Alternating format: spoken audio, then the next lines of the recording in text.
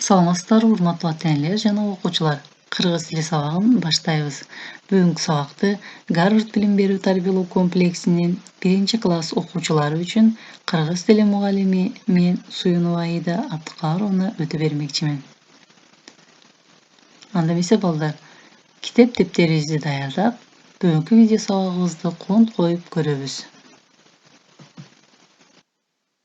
Балдар, бүгүнкү өтүлүүчү темабыз биз жана эмгек.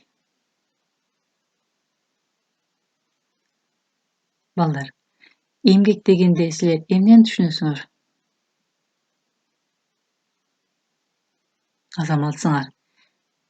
Эмгек адамдын жашоо үчүн иштеп, аракет кылуусу болуп эсептелинет экен.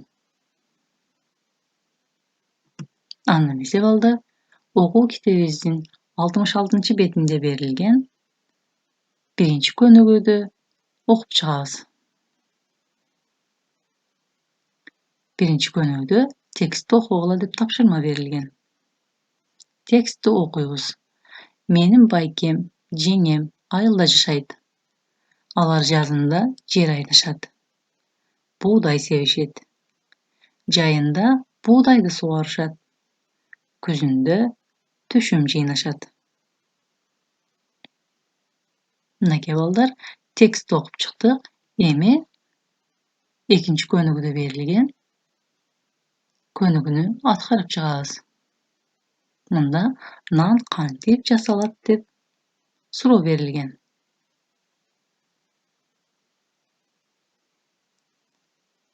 Балдар, бул көнүгүүдө нанды кантип жасалуу жолдору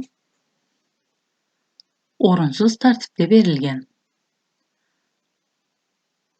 Ушул сөз айкаштарыны ирети менен өз ордуна коюп жазып чыгабыз.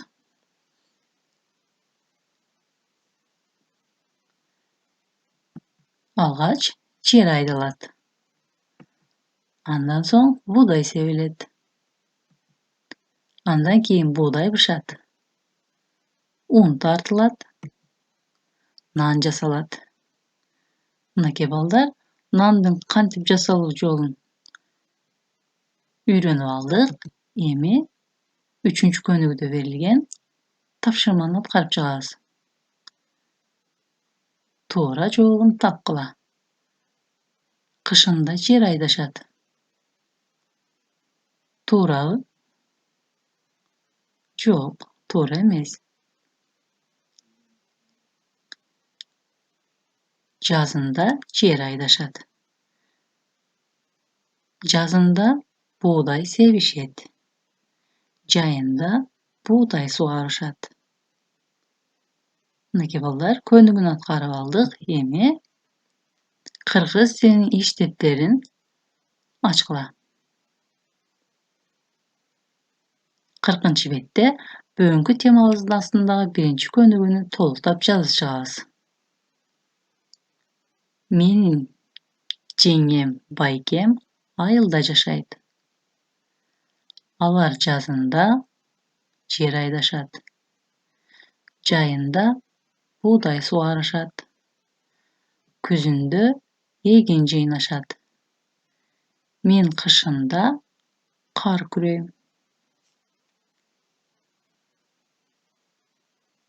Мынакей балдар, 1-көнүгүүнү аткарып бүттүк. Эгерде силер да көнүгүүнү жазып бүткөн болсоңор, үй ишин белгилеп жазып алгыла.